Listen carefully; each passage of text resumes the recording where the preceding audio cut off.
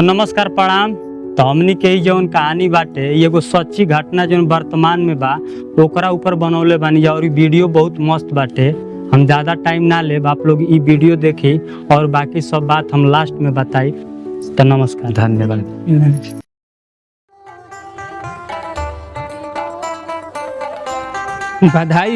बधाई हो हमार लड़का सिपाही हो गई। अब गाँव में हम सीना चौड़ा कर गर्व से घूमा। अरे बेचन भाई का बात बा, बड़ा खुश लगा तोड़ा। अरे विनोद भाई हम ऐसे खुश बानी कि हमार लड़का सिपाही में भर्ती हो गई बा। देखा पोस्ट ऑफिस से ज्वाइनिंग लेटर लेके आवत नहीं। हाँ तब तो बहुत खुशी के बात बा। काहे ना खुश हुई, हमार लड़का हमेशा से पूरा गांव के नाम रोशन कर देले बा। बड़ी मेहनत करके अपने लड़का प्राइवेट स्कूल में भेजत रहनी पढ़े खातिर। हमार तब ना लड़का इतना ऊंचाई छुले बा। और लोगन के लड़कन के लेखा हमार लड़का सरकारी स्कूल में थोड़ा तलब पढ़े। अरे ये सब छोड़ा, लड़का के नौकरी तो लाग गई। अब बोला मिठाई कह खियाव तड़ा।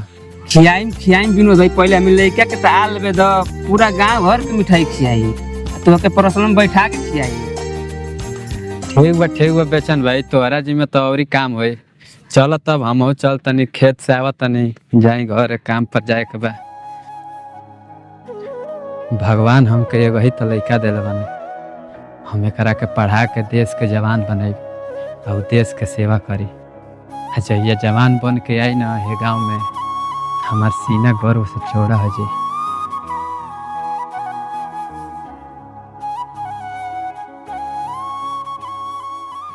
कि डम डम डमरू बजावे ले हमार जोगिया, डम डम डमरू बजावे ले हमार जोगिया।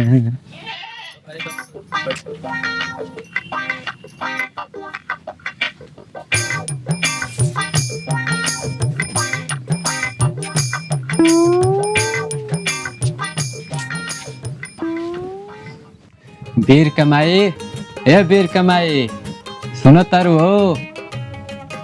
का कइले बड़ा? का हो, हम हेतना प्यार से बोलत तनी, तू होता ना खिसिया के बोलत तारू। लागत है जैसे हमारा के तू मारिए देबू। अरे बोली महाराज, कौन काम बा? हाँ देखा था अब कितना निक लागल है। यही ना बोल तू, तनी जा हमारा के खाना लेके आवत, काम पर जाए के बा। अच्छा तो ठीक बा, हाथ मुंह धो के आवा, खाना लेके अबे हम आवतन। ठीक बा अब हम हाथ को धो के आवतन।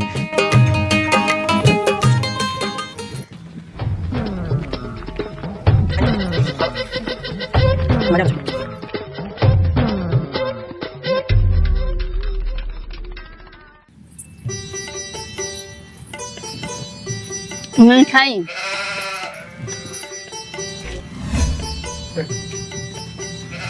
बाहर हम जाते पढ़े। सुन तारू हो, हम सोचत है ना कि अपना लड़का के देश के जवान बने, ताकि सैनिक बन के हमन के देश के सेवा करो, हमनियों के नाम रोशन करो। माई रे, हम देश के जवान ना बना, हम तो डॉक्टर बना। सर जब खूबे मारे ना तुमको सुई लगाई। सुनला, हमार लड़का आर्मी ना बनी, डॉक्टर बनी। डॉक्टरों बनी ना तब गांव नगर और देशों के सेवा करी। चुप, एकदम चुप। हमार लड़का बने तो देश के जवान बने, ना तो कुछ ना बने। अरे मैं आर्मी ना डॉक्टर बना।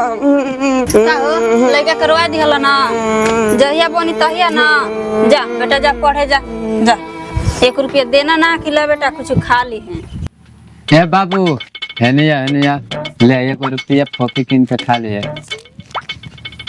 रास्ता में कोई रुकल ना जाला, सीधा स्कूल जे जा।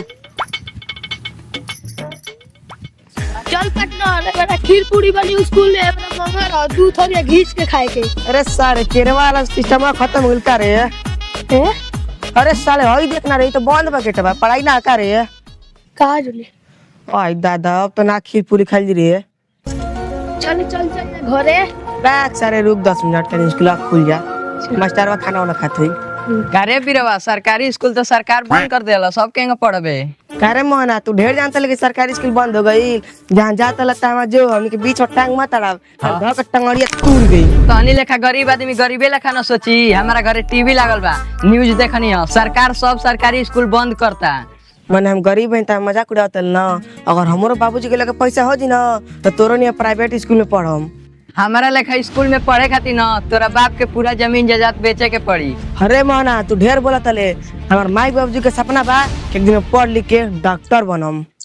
ठीक बा अभी सही ढंग से खाए के उपाय नहीं खे ना डॉक्टर बनबा। काहे ना तोर बाबूजी मास्टर बनता तो कुछ बन जीबे। हमार बाबूजी मजदूरी करना तो हम डॉक्टर ना बन पाई। अच्छा अब तो देखते बानी उ तो समय बताई। अच्छा ठीक बा जो जो जो अपन काम कर पहले जो जो जो जो चल से मुंह लागल बड़े चल से जा घर। सही कहते पार्टनर चल चल जा घरे। चल।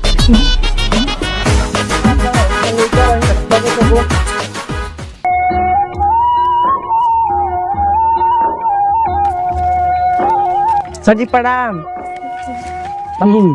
खुश रहा बाबू।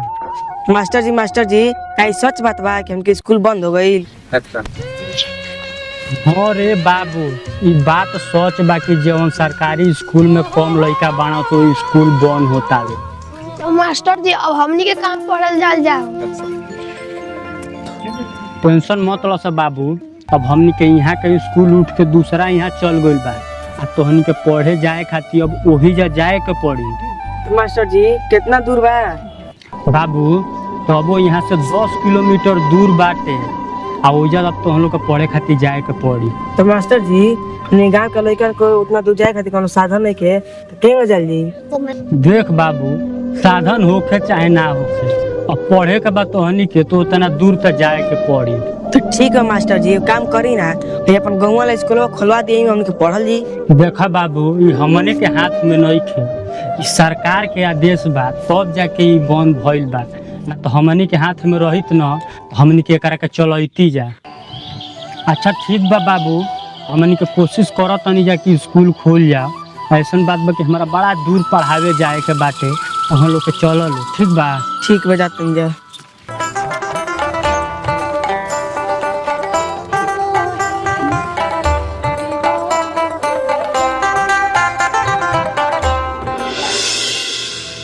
अच्छा तब बेर कमाई ठीक बटे भाई घर दुआर देखल करिए हम जा तनी काम पर।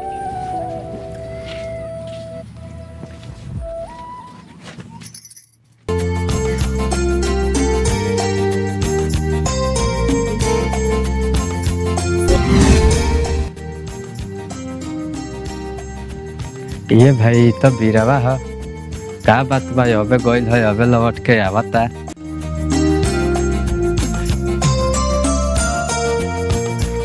अरे बाबू पढ़े गए रहे का बात बा काहे लौट के आ गेले? बाबूजी मोहना कहता ना सरकार सरकारी स्कूल बंद कर दिले बा वही से हमनियो के स्कूल में ताला लगा तो हम चले नहीं हो। ठीक बा बाबू जा तू घरे आ घरे जाके पढ़ी घूमे मत जिया कहीं आओ तनी शादी खाने तो देखब का करे के बा।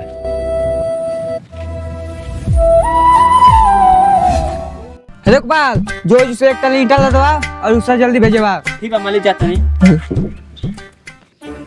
बूटाली बिजलीपुर प्रधान की घरे भेजवा के बाद बूटाली रविंद्र मास्टर के बूटाली सपही बूटाली मोहम्मदपुर बूटाली श्री राम की घरे। प्रणाम मुंशी जी। करे भी न दवाई ये टाइम काम पर खाती। ए मुंशी जी साइकिल खराब हो गए पैदल आने काम पर वही से लेट हो गए। चल जो काम कर। ठीक बा मालिक जाता हूँ।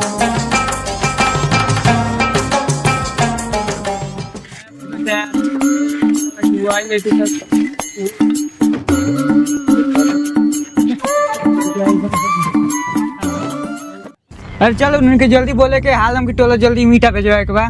ठीक है मुंशी जी चली चली चल चल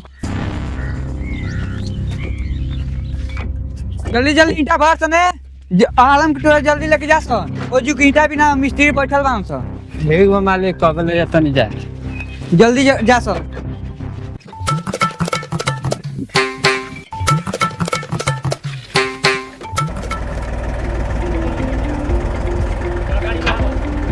गाड़ी ले जाओ।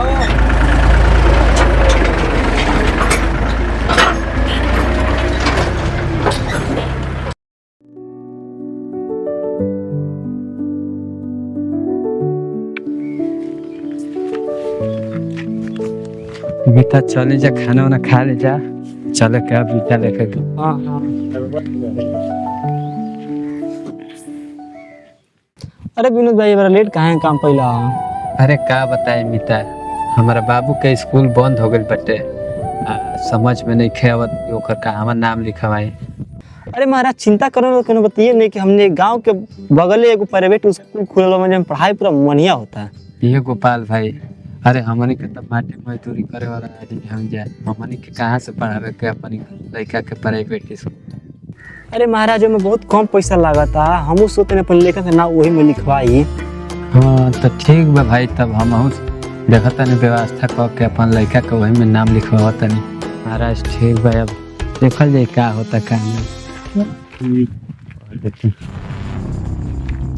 करे अभी तो खाना ना होइल, बैठ के कुबत कुचन करता सर। हो गइल बा मालिक। जा सर ईटा पहुंचा के आवा सर। ठीक बा, जाता नहीं। चला गोपाल भाई।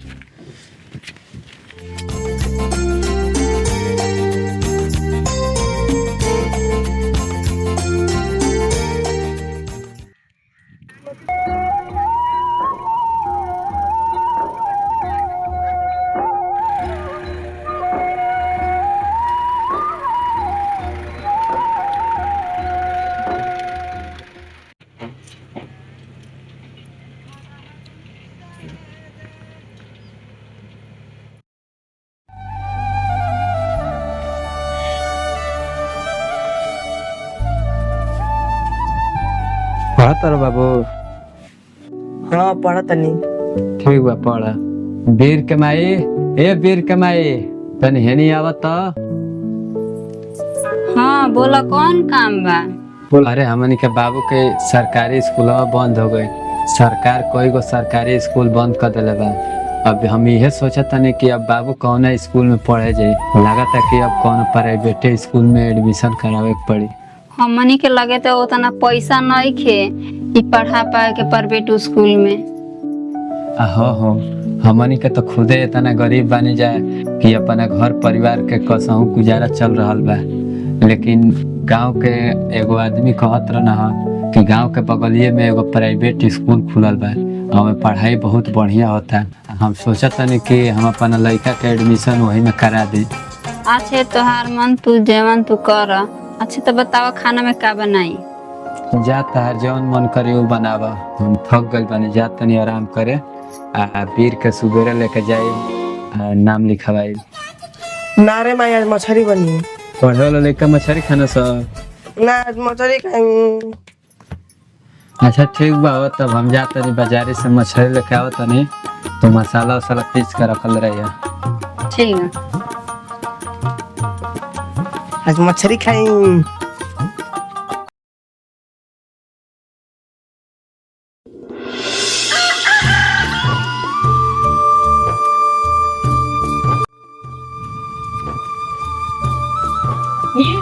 वीर बाबू, हे बाबू, कपड़ा पहन लिया हो। हाँ भाजी। हाँ तो आवा जल्दी, न तो लेट हो जाए। आवा तनी। हाँ ठीक बा, कोशिश करिए कि बाबू के एडमिशन हो जा। हाँ ठीक बटे, हमनी के जाता नहीं जा। ठीक बा, चलो।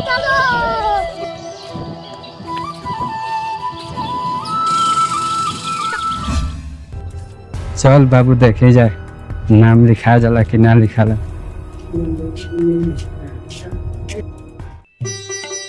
प्रणाम मास्टर जी।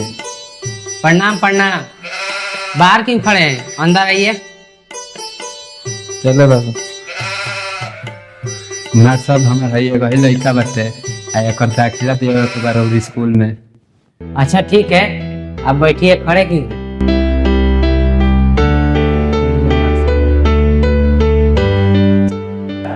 बताइए कुछ मंगाऊं, ठंडा या गरम? मार सब घाम में बहुत दूर से आई बने जाए, एक गिलास पानी मंगा देना। रामू पानी पानी लेकर आना।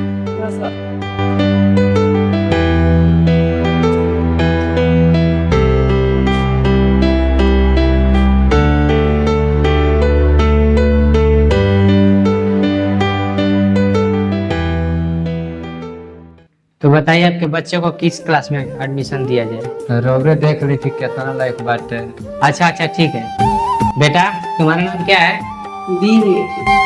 ये बताओ हमारे देश के प्रथम प्रधानमंत्री कौन थे? पंडित जवाहरलाल नेहरू। अच्छा ठीक है, ये बताओ हमारा देश आजाद कब हुआ था? 15 अगस्त 1947 में। हमारे देश का संविधान कब लागू हुआ था? 26 जनवरी सन 1985 ईस्वी में। अच्छा ठीक है, एक और लास्ट क्वेश्चन बताओ, टेंस कितने प्रकार के होते हैं? 3 प्रकार के होते हैं। कौन कौन? Past, indefinite, future. आपका बेटा पढ़ने में तो बहुत होनहार है, इसका 7th क्लास में एडमिशन हो जाएगा। समझ साहब ये बताएं कि एडमिशन का कितना पैसा लगी? इसका एडमिशन का 15,000 रुपया खर्चा लगेगा। मास्टर साहब हमारे लिए 15,000 तो रुपया नहीं है, 5,000 रुपया लेके आए बनी ले ली, हमारे लड़का के एडमिशन कर दे। नहीं नहीं नहीं, इतने में एडमिशन नहीं हो पाएगा। 15,000 रुपया जमा करिए, नहीं तो यहाँ से जाइए। मास्टर साहब हम तो बहुत गरीब बन जाए, हमारे लड़का के कैसा हूँ एडमिशन कर दे, एक भविष्य के सवाल बटे। नहीं, अब जाइए यहाँ से, 15,000 रुपये लेकर आइएगा तो एडमिशन हो जाएगा। चल बाबू हमन के यहाँ से चले जाए, हमन के गरीब लेखा आदमी खातिर प्राइवेट स्कूल नहीं के बनत। चल ठीक बा बाबू, तू घरे जा, अब हम जाते नहीं काम पर। ठीक है बाबूजी, हम जाता नहीं। इसका एडमिशन का 15,000 रुपया खर्चा लगेगा। मास्टर साहब हम के बहुत गरीब बन जाए। नहीं, अब जाइए यहाँ से, 15,000 रुपये लेकर आइएगा तो एडमिशन हो जाएगा। का हो भाई का हो जा रखे बाबा है जा। ठीक बा।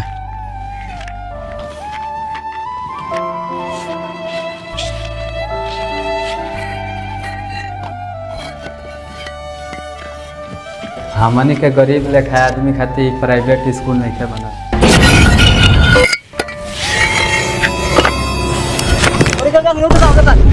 मुंशी जी हो का भइल रे? का हई? काले हमार चक्कर गिर गेल मुंशी जी। जल्दी उठा सुनती एक कुछ होई त भाटा भस गई। अरे सार मुझे छाता है, चल उठा के। अरे हमार छाता छूट कर सारा लेके जा सके।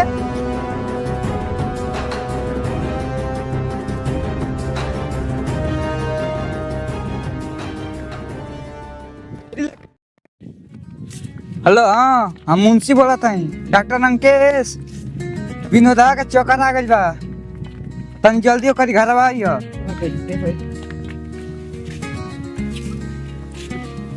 सुता सुता हम डॉक्टर के फोन करले बानी। अरे इनकर का हो गइल बा? अरे बाबूजी का हो गेलो? का भेल हो? टेंशन मत लो, एक काम करत में चक्कर आ गइल, हम डॉक्टर के यहाँ फोन कर देले बानी, वो आवते हो यहाँ।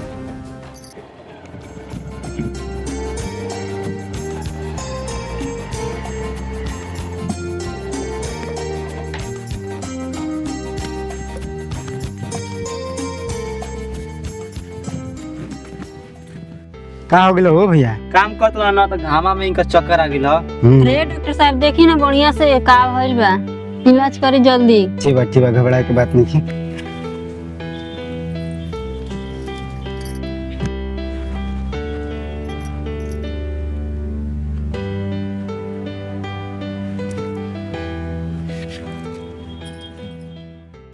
दस मिनट पहले इनके लिए क्या लाते तो हम बचा लेती, अभी दुनिया में नहीं खड़ोगी। अरे